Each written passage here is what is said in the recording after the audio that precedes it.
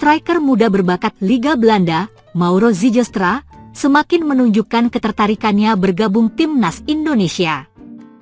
Pemain keturunan Sunda Belanda itu melihat celah di skuad asuhan Patrick Kluivert dan merasa cocok dengan sistem permainan yang akan pelatih gunakan.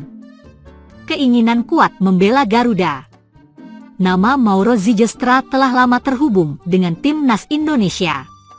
Striker berusia 20 tahun ini tampil impresif bersama FC Volendam U21 dan mulai mendapat kesempatan di tim utama.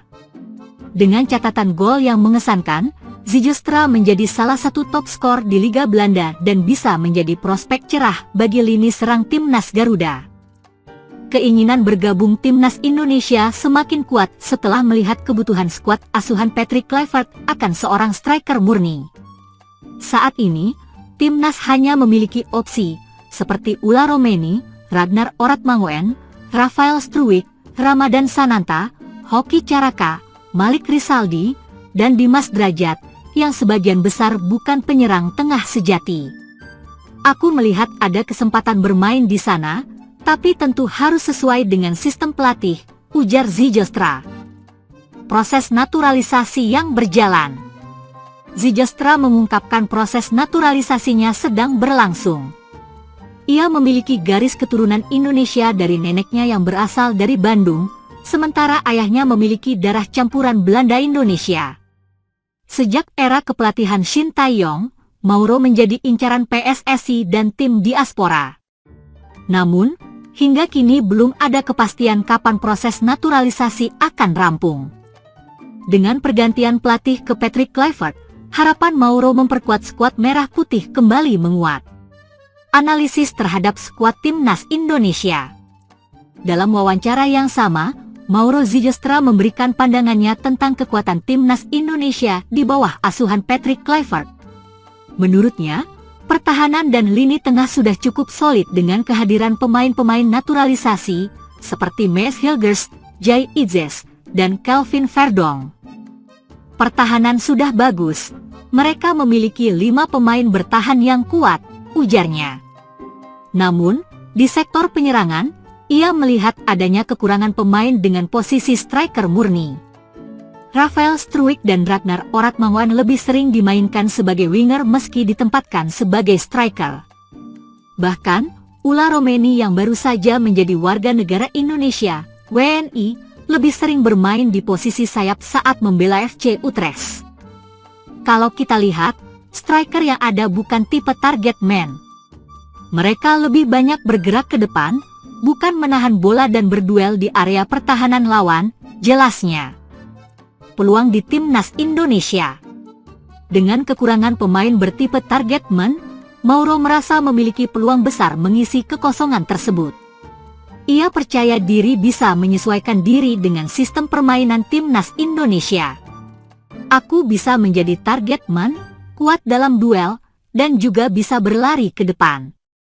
Jadi aku rasa cocok dengan sistem mereka, katanya. Jika Mauro bergabung timnas Indonesia, tentu akan menjadi tambahan kekuatan bagi lini depan Garuda. Dengan usianya yang masih muda dan pengalaman bermain di Eropa, ia bisa menjadi aset berharga bagi timnas untuk menghadapi berbagai kompetisi internasional. Pelatih timnas Indonesia U20, Indra Syafri, kemungkinan akan dievaluasi setelah Piala Asia U20 2025, sebagaimana yang pernah disampaikan oleh Ketua Umum PSSI, Erick Thohir. Garuda Nusantara telah memulai kiprahnya di Piala Asia U20 2025 pada Kamis, 13 Februari 2025, malam kemarin waktu Indonesia Barat menghadapi Iran. Timnas Indonesia U20 menderita kekalahan telak dengan skor 0-3 dalam pertandingan yang berlangsung di Shenzhen tersebut. Kiper Ikram Al-Ghifari sudah memungut bola dari gawangnya pada menit kelima setelah Hesam Nafari menyelesaikan umpan sepak pojok dari Esmail Golizadeh. Skor 1-0 mengakhiri babak pertama, namun Iran mencetak 2 gol lagi setelah interval. Golizadeh menyelesaikan umpan 5 Anders dengan sebuah tendangan salto pada menit ke-63. 7 menit berselang Golizadeh kembali menciptakan assist dalam situasi sepak pojok, yang kali ini ditanduk oleh Mobin Dehgan. Ini baru laga pertama, namun jelas mempersempit peluang timnas Indonesia U20 mewujudkan ambisinya tampil di Piala Asia U20 2025. Skuad Garuda Nusantara kini diwajibkan menang atas Uzbekistan dan Yaman pada 2 laga berikutnya demi menjaga kans lolos ke perempat final. Sementara itu, para supporter timnas Indonesia menyampaikan keluh kesahnya di media sosial mengenai kepemimpinan Indra Syafri. Mereka menuntut sang pelatih untuk dievaluasi, selayaknya Shin Tae-yong yang dipecat oleh PSSI pada 6 Januari 2025 lalu. Ketua Umum PSSI, Erick Thohir, sendiri pernah menyampaikan bahwa semua pelatih wajib dievaluasi setelah Shin Tae-yong gagal membawa timnas Indonesia ke semifinal Piala AFF 2024. Erick menyampaikan bahwa hal itu tertuang di dalam kontrak setiap pelatih, bahwa mereka wajib dievaluasi. Ya tidak, kan targetnya kita kembali ke semifinal. Tapi hari ini karena tidak menguntungkan, ya sudah kita terima saja semua, kata Erick Thohir kepada awak media di Stadion Manahan, Solo pada 21 Desember 2024. Ya pasti ada evaluasi Wong Dia coach. Pasti dievaluasi, Coach Nova dievaluasi, Coach Indra saja dievaluasi. Di kontraknya ada, semua pelatih wajib dievaluasi, tambahnya. Kendati begitu, perlu diingat bahwa Indra Syafri baru melakoni 1 pertandingan di Piala Asia U20 2025 ini. Jens Reven dan kolega akan berjuang untuk mengembalikan peluang mereka lolos ke Piala Dunia U20 2025 pada laga berikutnya. Advertisement Sadeas In 12X Timnas Indonesia U20 akan menghadapi Uzbekistan pada Minggu, 16 Februari 2025 mendatang, dan kemudian Yaman pada Rabu, 19 Februari 2025. Sejumlah pemain muda Eropa semakin banyak yang ingin memperkuat timnas Indonesia jelang kualifikasi lanjutan Piala Dunia 2026. Kekinian, nama yang mencuat adalah Amo Richo. Pemilik nama lengkap Amo Richo Javairo Deshontino van Axel Dongen merupakan pemain keturunan Indonesia, Suriname, dan Belanda. Nah, kabarnya belakangan ini ia secara terbuka mengungkapkan bersedia memperkuat Garuda jika dipanggil PSSI.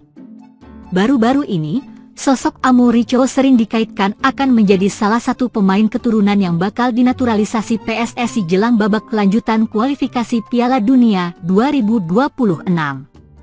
Amo Richo yang mengaku masih fokus dengan klubnya Ajax kabarnya merasa siap jika memang dibutuhkan. Amo Richo sebagai pemain muda berbakat yang kini bermain di salah satu liga top Eropa, Eredivisie Ajax menarik perhatian banyak penggemar sepak bola tanah air. Potensi untuk dinaturalisasi dan membela timnas Indonesia menjadi perbincangan hangat di media sosial, terutama di kalangan pecinta sepak bola.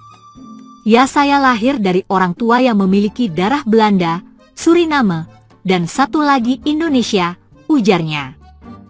Perkuat tim nasional mana itu akan menjadi pertimbangan yang sangat dalam untukku, namun semua menarik, sambungnya. Saya tentu saja terbuka untuk itu, membela timnas Indonesia, timpal penyerang sayap kiri itu. Amo Richo dikabarkan memiliki garis keturunan Indonesia dari sang kakek pihak ibu yang lahir di Jawa Tengah. Tak ayal peluang pemain 20 tahun itu untuk berseragam timnas Indonesia terbuka lebar.